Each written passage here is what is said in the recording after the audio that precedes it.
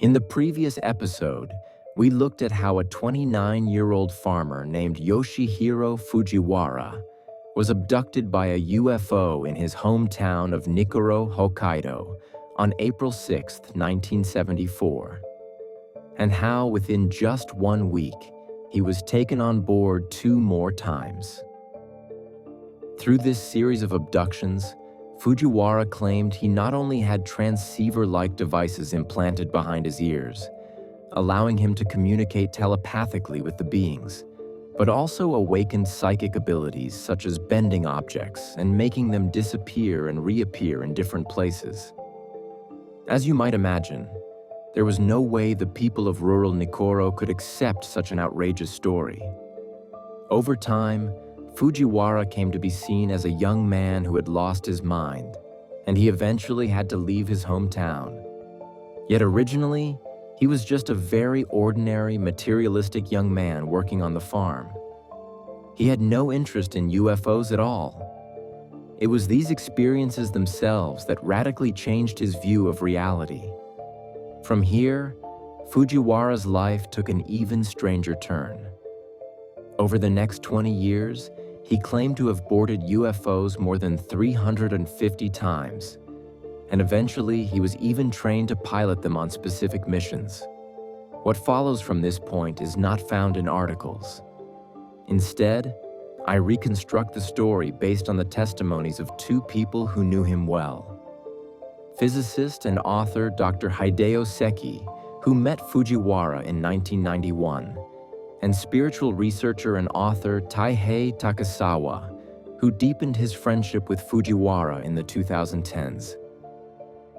After the original abductions in 1974, Fujiwara was repeatedly invited aboard craft belonging to what he called the Call Interplanetary Union. At first, his role was simply to receive their guidance and pass it on to humanity. But in the 1980s, things changed. Fujiwara's mission shifted from being just a messenger to becoming an actual UFO pilot taking part in operations. To prepare him for that role, he was subjected to flight training. The training ground was a barren planet in another star system, a world with no civilization, used purely as a training field for UFO pilots. On this planet, harsh environments were simulated over and over to test whether he could keep his mind completely steady in any situation. According to Fujiwara, a UFO is fused with the pilot's consciousness and is controlled directly by thought. That means no matter how shocking the situation, the pilot must not panic. The moment his mind wavers, control of the craft becomes unstable. Mental stability was everything. After completing this training, Fujiwara was finally recognized as a full pilot. He was even given his own personal UFO. However, this didn't mean he could fly it whenever he wanted. He was only allowed to use it when a formal deployment request came from the Call Interplanetary Union. Once he had both the status of pilot and his own craft, Fujiwara received the next instruction. He was to help establish a base that would serve as the operational hub for these missions.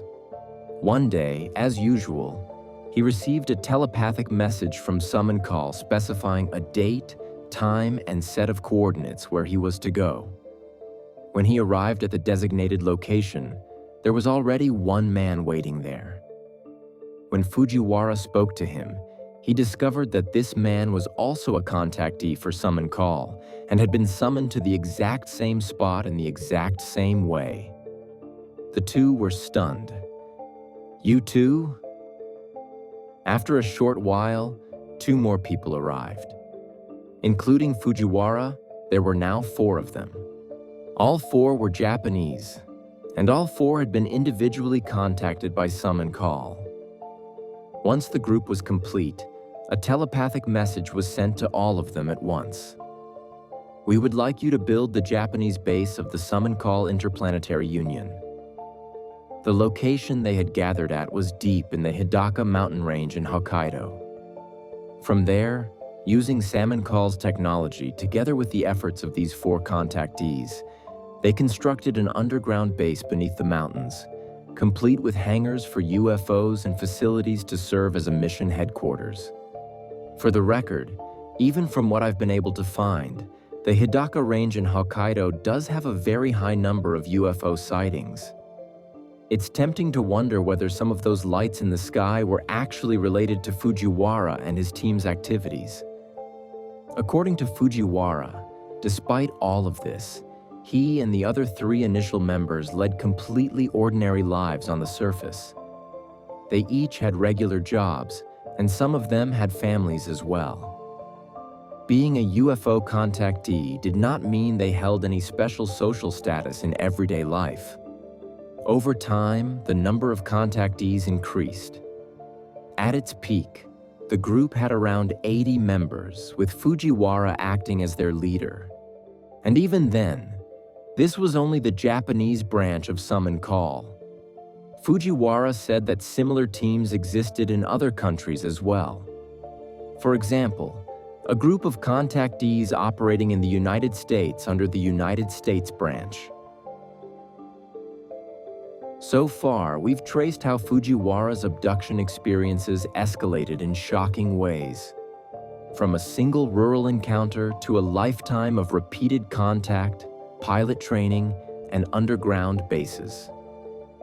In the final part of this series, we'll look at what kinds of missions he actually carried out, what those missions were meant to accomplish, and what the true purpose of the Call Interplanetary Union is claimed to be.